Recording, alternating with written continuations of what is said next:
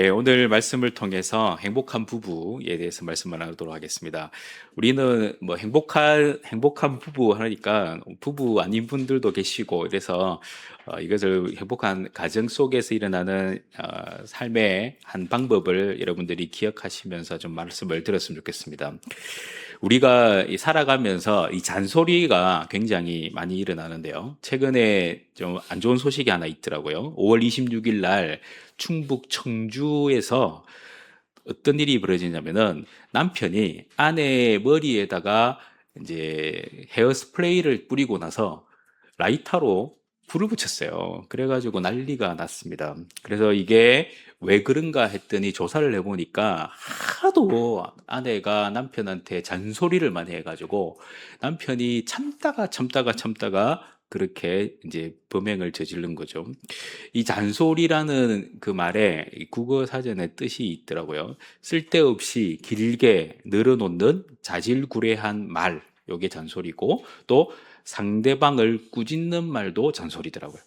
이 부부 싸움의 원흉이 뭐냐 하면 잔소리라고 합니다. 여러분들 그렇게 생각하시나요? 예. 근데 이 잔소리가 말하는 사람이고 듣는 사람이고 굉장히 자극적이죠. 자극적이에요.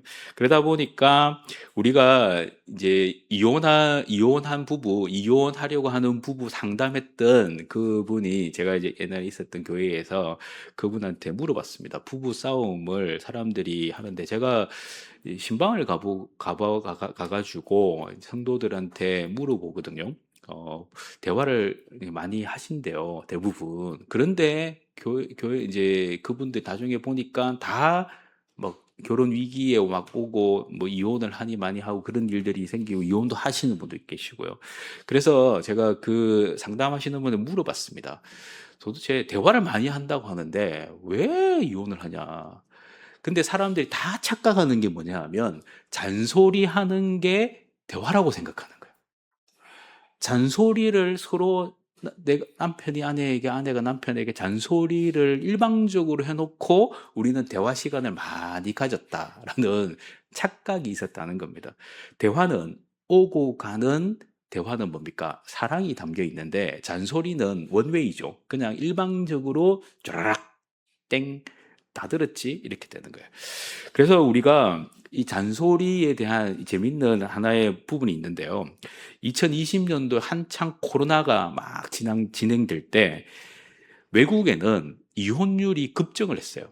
그런데 우리나라는 이혼율이 줄었어요. 코로나 시기로부터 시작해서 2020년부터 지금까지 계속 줄고 있습니다. 정말 감사한 일이잖아요. 근데 2022년도에 어떤 일이 일어났느냐면 코로나로 인해 가지고 결혼도 작아졌지만 이혼이 줄고 있는데 왜 이혼이 줄었는가? 이것에 대해서 SBS 뉴스에서 보도를 했어요. 이혼 급감 이유. 그 첫 번째가 뭐냐면 남편이 술 먹고 들어오는 횟수가 줄어가지고 잔소리가 줄었다는 거죠.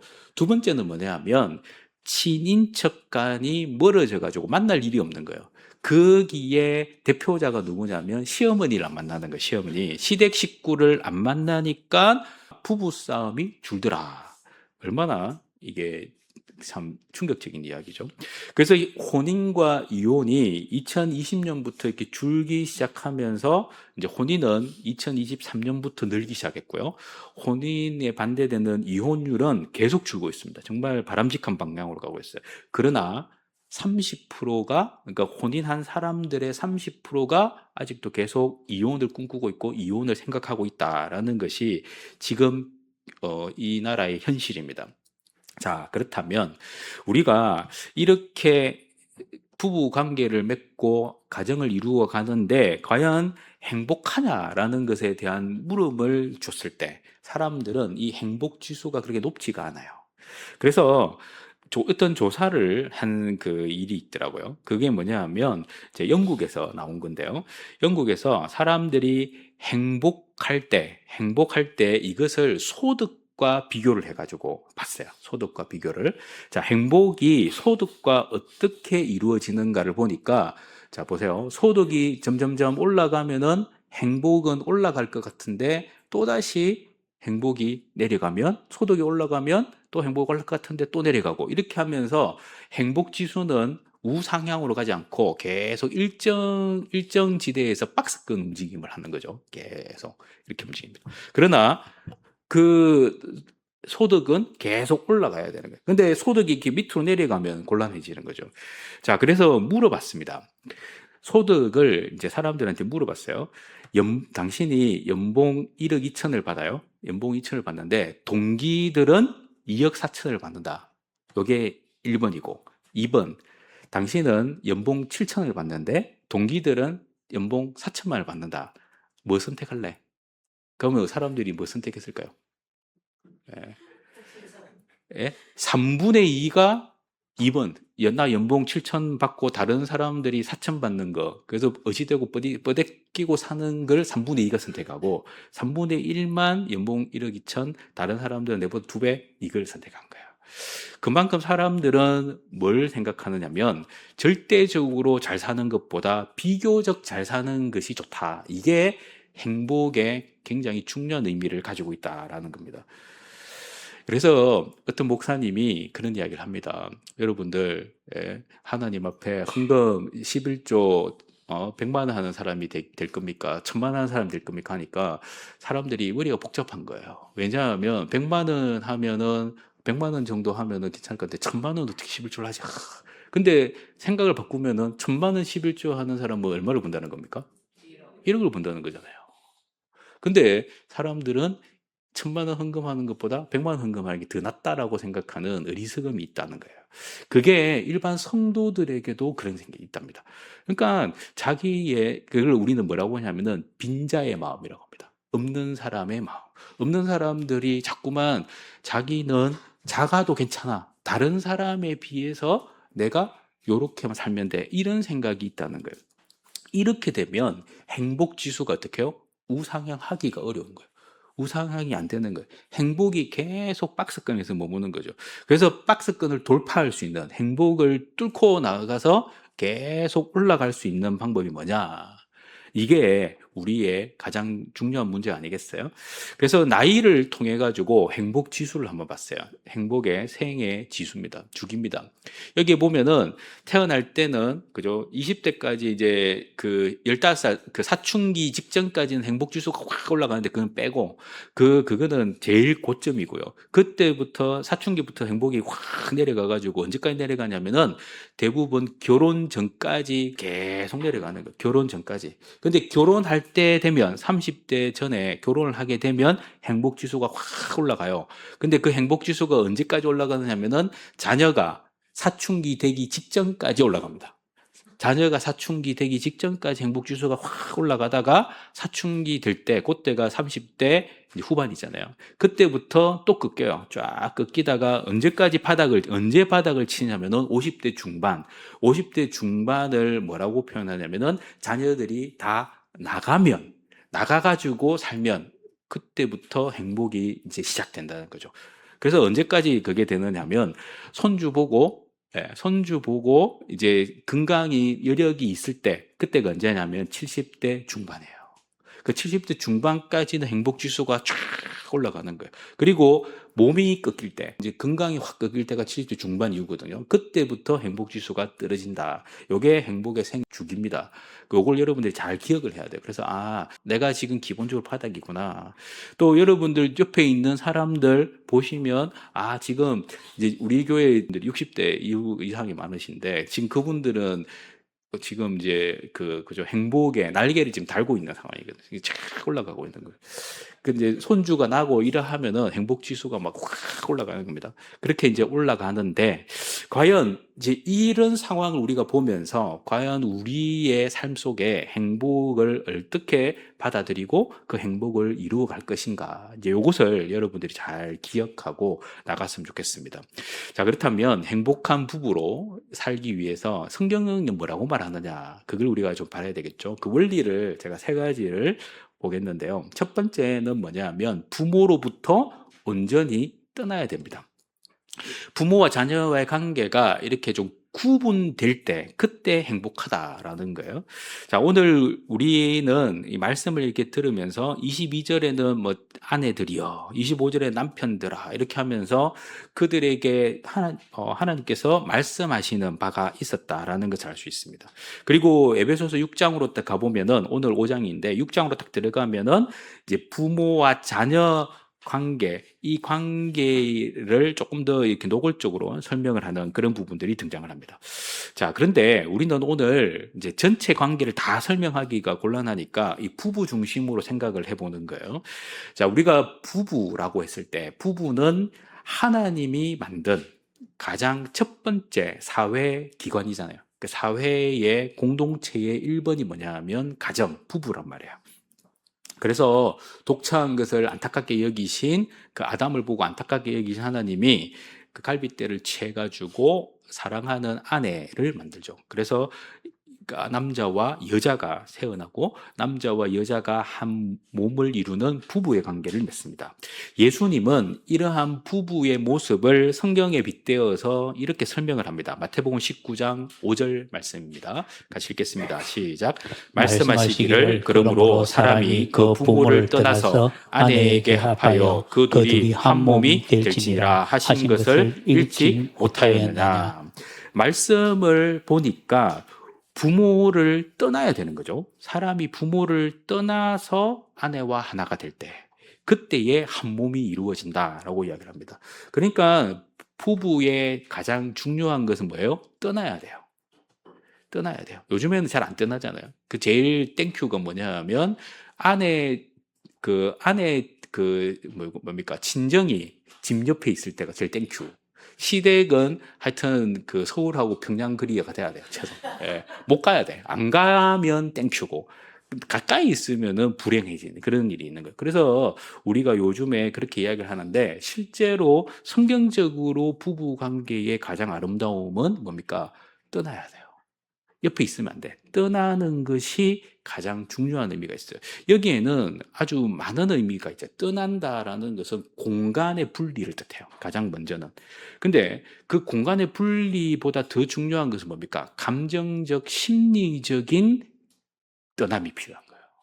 그래서, 그죠? 우리가 이게 많이 떠나 있을 때, 만약에 부부싸움을 해도 그 부인이 그 친정에다 전화를 하잖아요. 엄마, 남편이 어쩌고 저쩌고 막 이제 막 쏟아붓거든요. 그런데 빨리 친정으로 못 오기 때문에 풀어야 되는 거예요. 그죠? 그렇게 푸는 거예요. 왜냐하면 그렇게 뒹굴면서 풀면서 뭘 해야 합니까? 해결을 해 나가는 거예요. 근데 바로 옆에 있으면 때 치아빼 나 친정 가서 잘게 하고 가버리면 이거는 안 풀리는 거예요. 그래서 우리는 이 거리적 관계가 어떻게 해야 돼요? 좀 멀어져 있어야지. 그리고 심리적으로 이렇게 구분이 돼 있어야지 풀 수 있는 방법이 있다라는 겁니다. 지난번에 제가 한번 이야기했는데 요 표현이 그 조은숙 씨가 이제 그 IBP 그 출판사에다가 낸 책 중에 우리들의 거듭난 결혼 이야기라는 책이 있어요.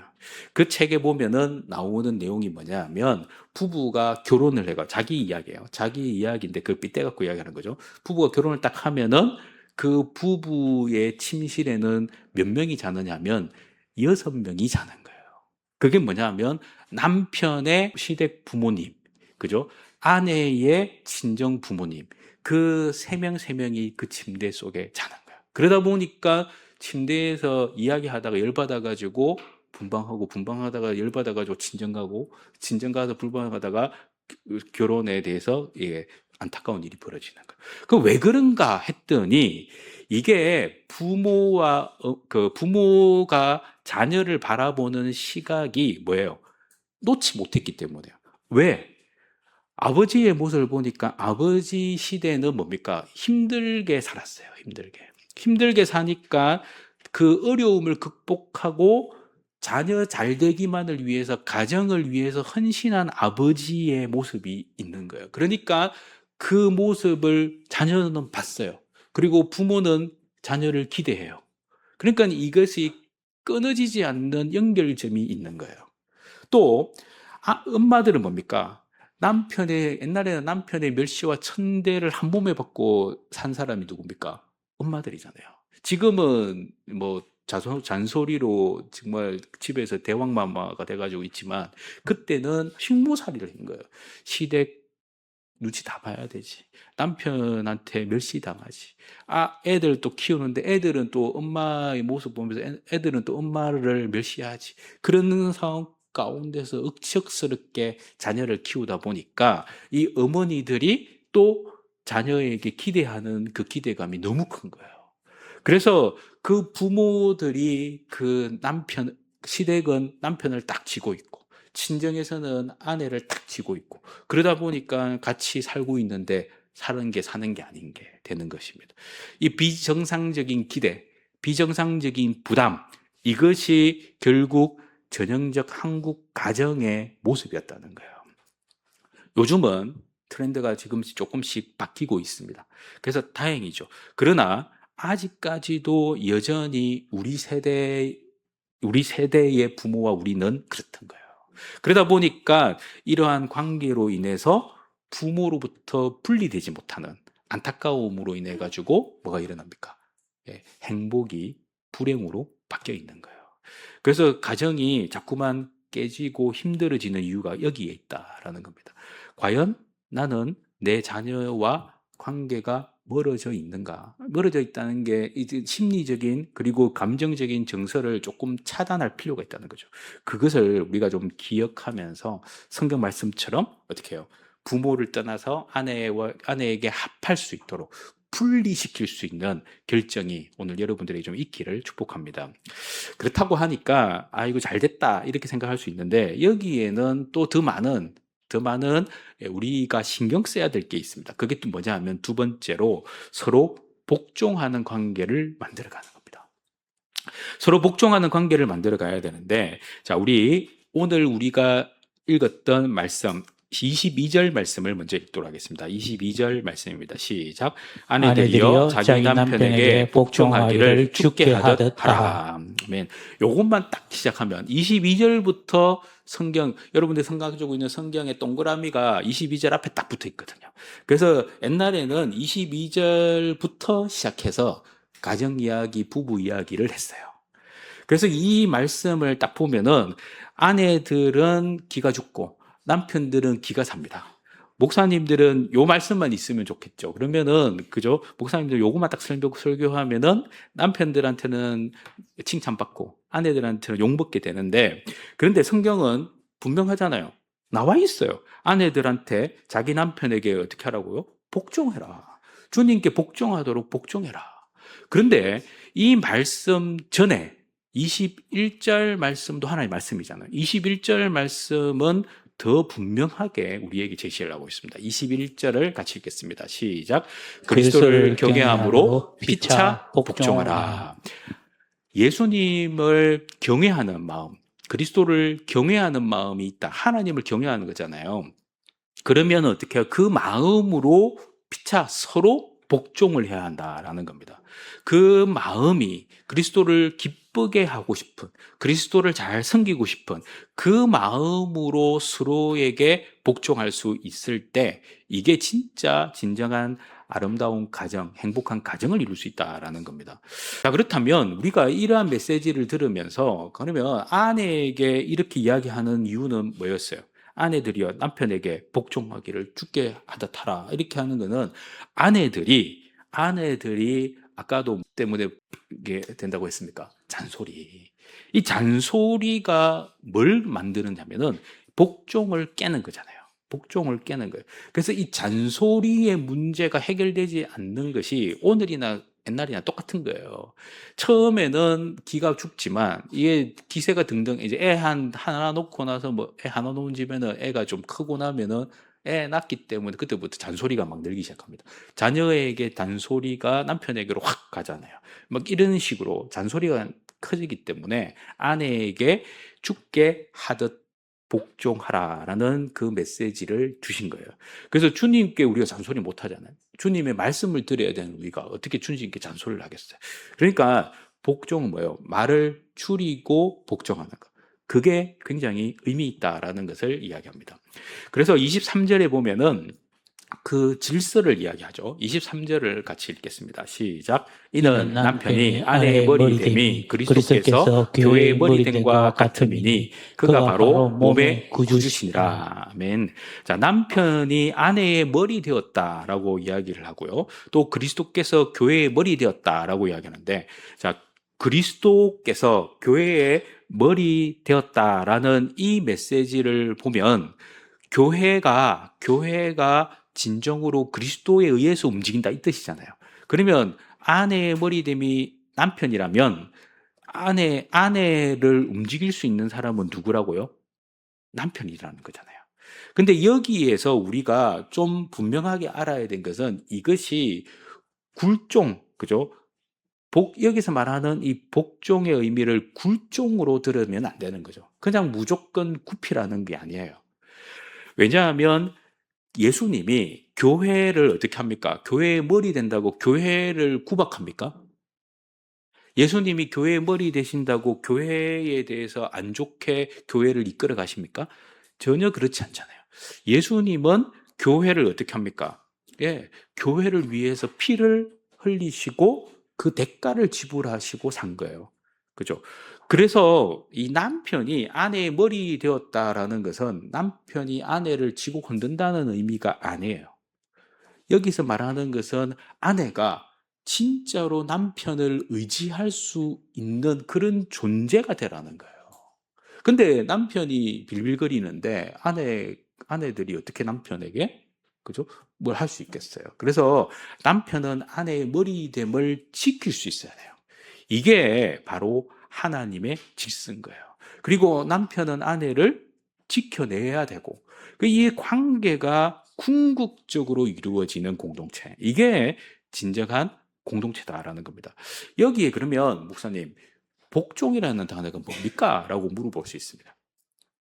복종의 메시지를 우리가 헬라어로 이렇게 들어가서 이렇게 보면요. 그 복종의 메시지에는 뭐가 있냐면은 듣는다라는 단어가 어근으로 되어 있습니다.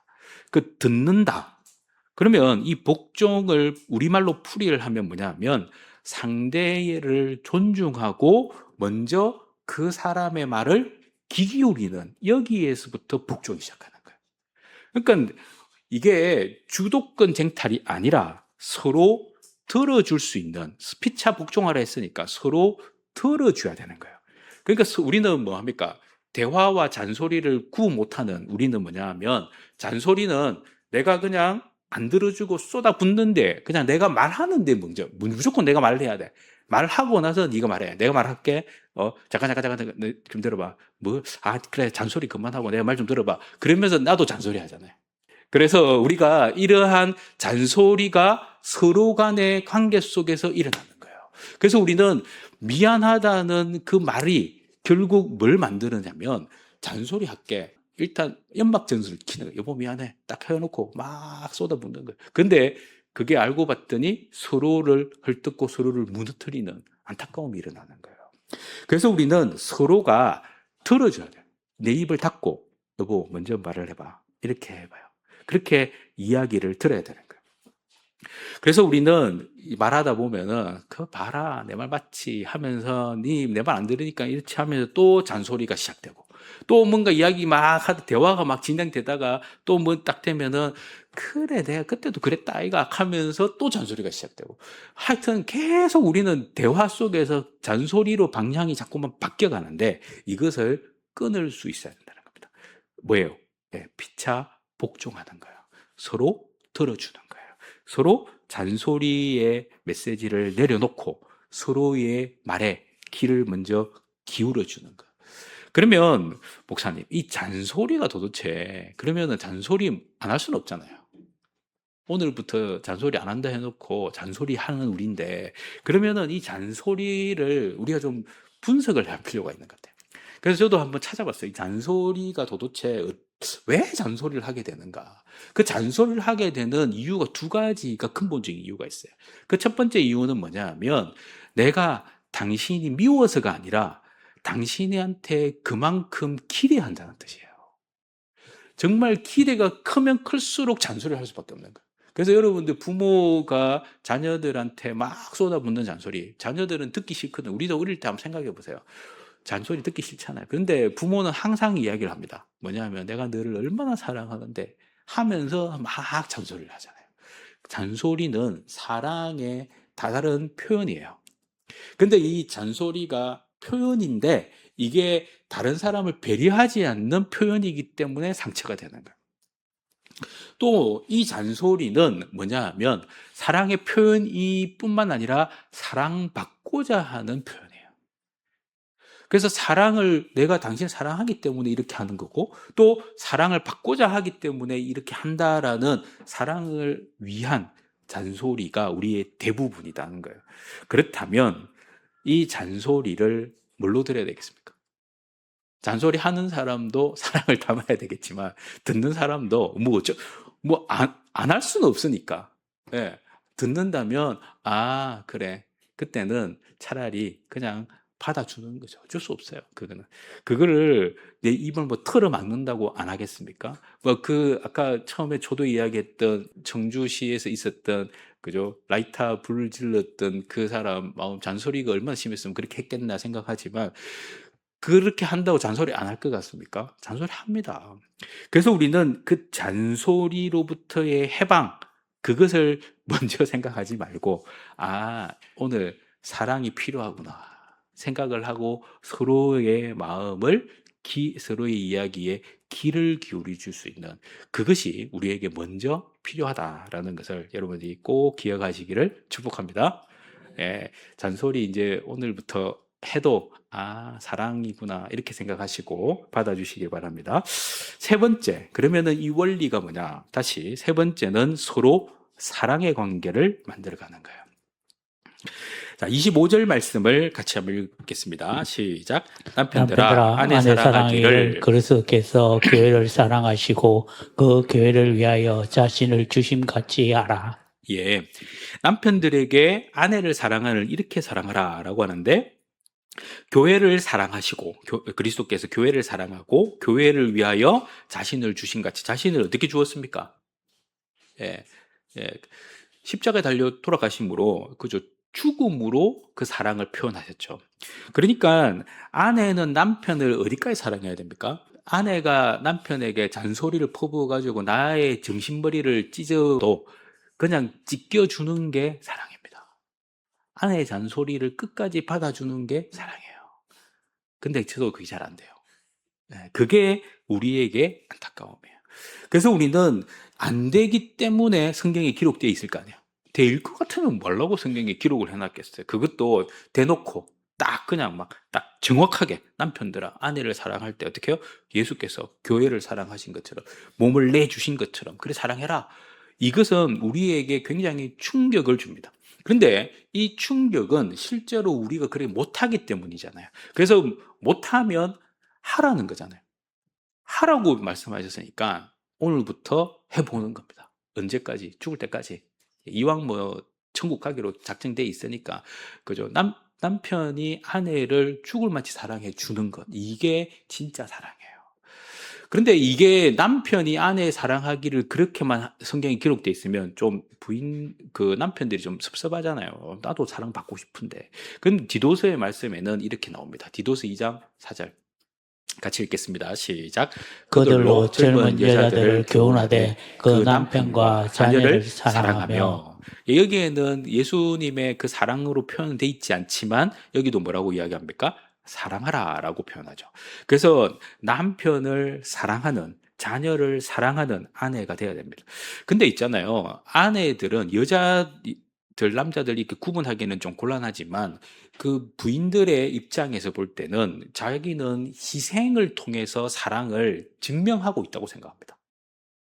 그죠? 내가 표현을 안 해도 희생을 통해서 왜 이 가정에 와서 아내로서 산다는 것 자체가 희생이거든요. 그런 희생으로 또 자녀를 출산한다는 것도 희생이잖아요. 어마어마한 희생이잖아요. 그런 걸 통해서 나는 사랑하고 있다라고 당연히 생각을 하는 거예요.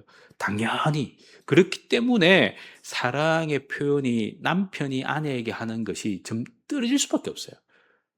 부인은 자녀를 낳을 때 목숨 걸고 낳는데 남편은 뭐 한 게 뭐가 있습니까? 예, 손 한번 잡아주는 거 말고 뭐 힘내 하는 거 말고 뭐 한 게 있어요? 아무것도 없잖아요. 그러니까 그런 관계 속에서 사랑이라는 것이 아내가 베푸는 사랑과 남편이 아내에게 베푸는 사랑의 그 질이 달라요. 그래서 그것을 우리가 어떻게 해결해야 됩니까? 성경이 우리에게 말씀하잖아요. 그러니까 예수께서 교회를 위해서 자기 목숨을 내어준 것처럼 사랑해라. 그러니까 목숨 걸고 다 내려놓고 그게 뭡니까? 모든 걸 포기하면서 사랑해라는 거예요. 그 사랑이 진짜 사랑이라는 겁니다. 우리 그런 말 하잖아요. 사랑은 움직이는 거다. 그래서 사랑이 움직인다고 해서 여기에 대한 사랑이 이쪽으로 움직인다 그 뜻이 아니에요. 그거는 잘못 표현된 거고 사랑은 동사라는 뜻이에요. 사랑은 움직인다는 것은 동사라는 뜻인데 사람들이 그거를 잘못 표현을 하고 있는 거죠. 그런 이야기 있습니다. 종은 울릴 때까지 종이 아니다. 그죠? 노래는 부를 때까지 노래가 아니다. 그냥 악보일 뿐이에요. 사랑도 표현할 때까지 사랑이 아니다. 이런 표현이 있어요. 그래서 사랑은 표현이 돼야 돼. 움직인 거예요. 동사가 돼야 되는 거예요. 사랑을 내가 표현하는 그 순간 사랑으로 인정되는 거예요. 가슴 속에 품는 것은 사랑이 아닙니다. 그거는 내 감정이죠. 그 감정이 몸으로 나와야 돼요. 언어로 고백돼야 되고 몸짓으로 나와야 돼요. 그게 누구에게 필요하다는 겁니까? 남편에게 필요하다는 거예요. 남편들이 그게 안 해요. 그냥 네 내 맘 알지? 하고 끝나버리잖아요. 내 맘 알기는 뭘 알아? 그 네가 갖고 있는 네 마음속에 다른 여자를 품고 있는지 다른 어딘가에 품고 있는지 어떻게 알아요 그거를. 근데 그거를 표현할 수 있을 때 그때 진짜 사랑이 된다라는 겁니다. 그래서 이러한 사랑에 대해서 많은 사람들이 그러면은 이걸 어떻게 그런 부부 간의 사랑을 만들어 갈 것인가. 저도 이 부분에 대해서 많은 걸 찾아보니까 몇 가지가 있더라고요. 방법들이 있어요.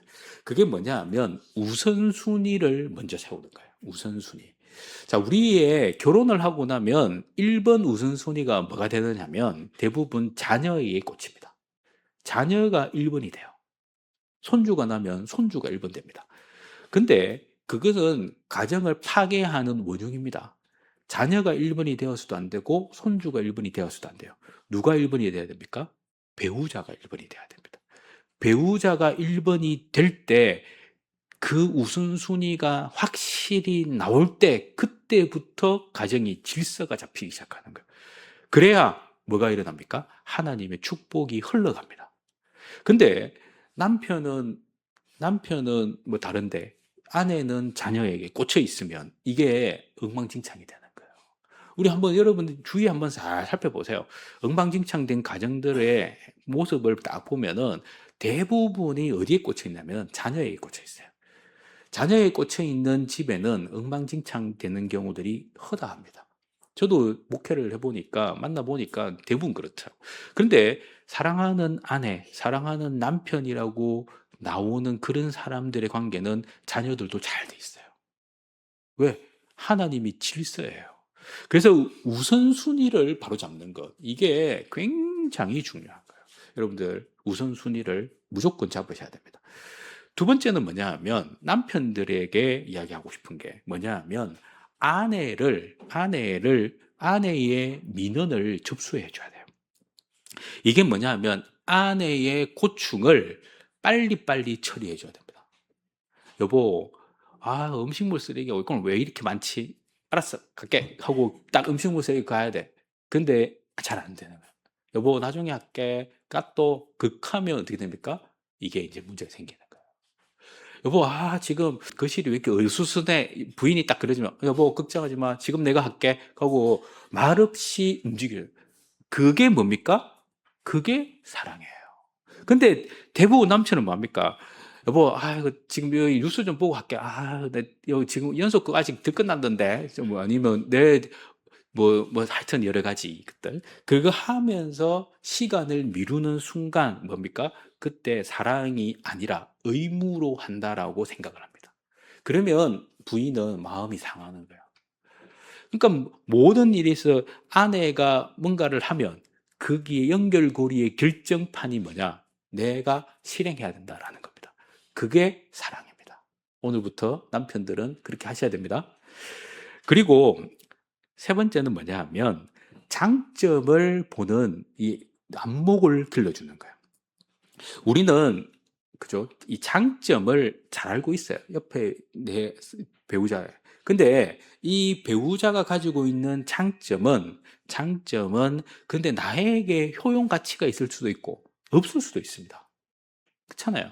그런데 우리는 이 사람이 장점이 나한테 좋은 장점 그것만 우리는 부각시키는 데요. 그러다 보니까 어떤 일이 벌어지냐면은 집에서는 빌빌거려도 밖에 나가서 대단한 사람들이 많아요.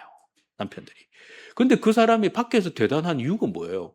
장점이 있기 때문이잖아요. 근데 집에 오면은 그 사람은 아내한테는 그걸 못해. 왜? 밖에서 잘하는 것과 안에서 잘하는 게 다르거든요. 그걸 인정을 해야 되는 거예요. 근데 아내들은 그걸 인정을 안 하려고 해.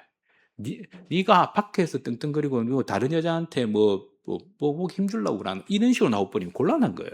왜냐하면 남편이 밖에서 일을 열심히 하고 잘하는 이유가 뭡니까? 가정을 위해서 돈 잘 벌어와가지고 가정을 잘 되기 위해서 하는 건데 그러면 나한테 뭔가 좀 부족해도 밖에서라도 잘하면 그 장점을 어떻게 해요? 부각을 시켜줘야 되는 거예요. 여보 정말 밖에서 오늘 고생 많이 했지 하고 사랑의 메시지를 이렇게 딱 풀어줘야 되는 거예요. 그러면 그때부터 남편은 녹기 시작합니다. 그래서 아내는 남편을 그죠? 대왕으로 모시면 자기는 대왕 마마가 되는 겁니다.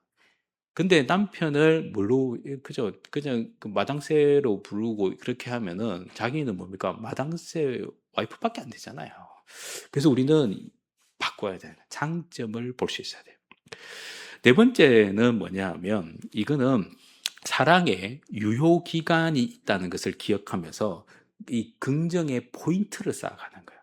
이게 뭐냐? 이게 이제 그 육아나 가사 분담을 통해 가지고 부부 관계가 긍정의 포인트를 쌓아가는데, 아, 내 남편은 나의 일에 이렇게 열심을 해주는구나. 내가 하는 일에 관심을 많이 가지고 있구나. 라는 것에 대한 기대 심리를 자꾸만 만들어 가는 거죠. 기저귀도 갈아줘야 되고, 뭐, 그렇게 하는 거죠. 청소도 해야 되고, 설거지도 딱 해야 되고, 정해놓고 하지 말고요. 아까 말한 거, 아, 여보, 오늘 왜 이렇게 피곤하지? 걱정하지 마. 여보, 내가 설거지 할게. 바로 이래 나와야 되는데, 피곤하지 하면은, 아, 이거 피곤하. 빨리 일 마치고 빨리 자라. 그럼 되지. 뭐, 이렇게 이야기하면은, 그때부터는 끝나는 거예요. 여보, 쉬어. 내가 할게. 그죠? 내가 오늘 다 할게. 걱정하지 마. 그냥 쉬어. 이렇게 말하는 순간 바뀌는 거야. 그리고 설거지나 청소도 좀 고민을 해야 됩니다. 그냥 설거지 하지 마시고 아내가 좋아하는 설거지 방법으로 해가지고 깔끔하게 정리하셔야 되겠죠. 그래서 이러한 관계, 긍정의 포인트를 만들어내는 것, 이런 게 굉장히 중요한 것 같습니다. 저는 이 다섯 번째, 요게 참 다가오던데요. 5월 14일 날 우리나라 5월 14일 국가 데이터 국가 통계 포탈 거기서 뭘 이야기하냐면은 지금 이혼 건수는 주는데 이혼 연령이 높아지고 있어요. 60대 이상 이혼이 그죠? 계속 늘고 있어요. 그걸 발표를 했어요. 그게 2025 올해 발표된 게 작년 거거든요. 작년이 우리나라 역대 최대 비중이 60대 이혼율이에요. 그 60대가 되니까 이혼율이 어마어마하게 지금 늘고 있어요. 계속 늘고 있어요. 그래서 이 늘고 있는 게 지금 15.이혼이 15.6%래. 전체 이혼의 15.6%가 60대 이상의 이혼이라. 그러면 왜 이런 일이 일어나느냐라는 겁니다. 그게 뭐냐 하면 아내와 남편의 황혼 이혼이라 얘기하잖아요. 그 이유가 뭐냐 하면 사람들 부인은 어떤 생각을 갖고 있냐면은 내가 지금까지 했으면 됐지. 이제 나도 자유롭고 싶다. 이거예요. 그래서 갈라서는 거예요. 얼마나 충격적인 일입니까? 그래서 우리는 생각을 한번 해봐야 돼요. 이게 뭐냐 하면 이 부부 관계는 유효기간이 있다라는 겁니다. 부부 관계는 유효기간이 있습니다. 이 유효기간에 그 하나님이 보시는 유효기간은 둘 중 한 사람 돌아가시는 거잖아요. 천국 가는 거예요. 그게 유효기간이에요. 그래서 우리는 한날 한시에 죽지 못합니다. 누군가가 먼저 간단 말이에요. 누군가 먼저 가면 남는 사람이 있단 말이죠. 그래서 우리의 그 관계가 끝까지 못 가죠. 끝까지 못 간다라는 것을 이해를 해야 되는데 우리는 그때 가가지고 이해를 하는 거예요. 그때 가가지고. 남편이 뭐 아내가 그죠 뭐 암이 걸리든 뭐 교통사고 나가지고 병원에 뭐 누워 있든 이렇게 되면 그때서 끝날 수도 있겠다 이런 생각을 하는데 그 전에 기억을 해야 돼. 우리는 언젠가는 천국 가기 때문에 내가 남든 아내가 남든 누군가 한 사람이 남는 거예요. 그래서 우리는 뭐 어떻게 해야 됩니까? 먼저 배려가 필요해요. 끝까지 갈 거라는 생각을 내려놓아야 됩니다. 한날 한시에 가지 않기 때문에 우리는 서로가 서로를 배려하면서 내가 사랑을 베풀 수 있는 유효기간이 있구나. 내가 아무리 사랑해도 그에게 사랑을 줄 수 있는 기간은 정해져 있습니다. 나는 모르지만 정해져 있어요. 그래서 우리는 그 사랑을 언제까지 내가 살아있는 동안에는 베풀겠다라는 믿음을 좀 가지시고 계속해서 사랑을 베풀기를 축복합니다. 마지막으로 말이에요, 말. 그래서 따뜻한 말을 하는데 뭐라고 표현되어 있냐면은 택배기사처럼 총알처럼 배송해라. 그 말은 어떻게 해요? 바로 내뱉어야 됩니다. 그래서 뭔가 아까도 제가 이야기했잖아요.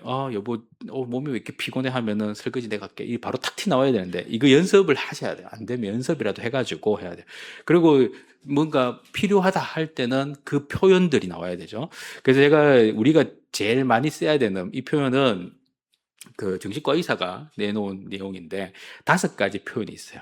1번, 2번, 고마워.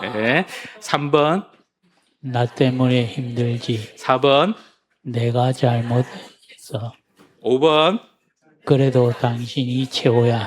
그 이제 우리가 이런 표현들이 어떻게 해요? 연습을 좀 해야 되는 거죠. 연습을. 그래서 사랑해도 그냥 탁 누르면은 그냥 오늘 1번 탁 티 나와야 되는데 이게 안 되면 연습하셔야 돼요. 하셔야 돼요. 고마워 연습하셔야 돼요. 자, 우리 옆에 분들 그 부부로 앉아 계신 분들 자 손을 딱 잡으시고 빨리 손 안 잡으셔야 됩니다. 부부 아니면 부부인 것처럼 같이 하시면서 딱 잡아주세요. 빨리 목사님 잡으시고 자 이제 제가 이제 1번부터 해보겠습니다. 1번 하면은 서로 딱 해줍니다. 1번, 2번, 3번, 4번, 5번.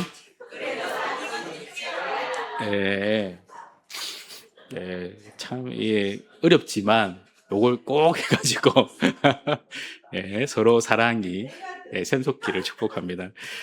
근데 이게 참 나 때문에 힘들지 이런 말 했는데 이제 알았나? 하면서 그때 또 막 이제 폭격기가 막 날라오면 그럴 때는 뭐 사랑해 한 번 더 해주면 돼요. 4번으로 당한 거 1번으로 갚아주셔야 됩니다. 알겠죠? 그래서 4번이 내가 잘못했어 하면서 막 폭하면은 그래 이제 알았나 하고 그러면 막 사랑해 이걸로 이제 갚아주고 하여튼 이런 식으로 해야 된다라는 겁니다. 말들은 용기가 필요합니다. 입에서 안 떨어져요. 그러나 이렇게 연습을 해보면 됩니다.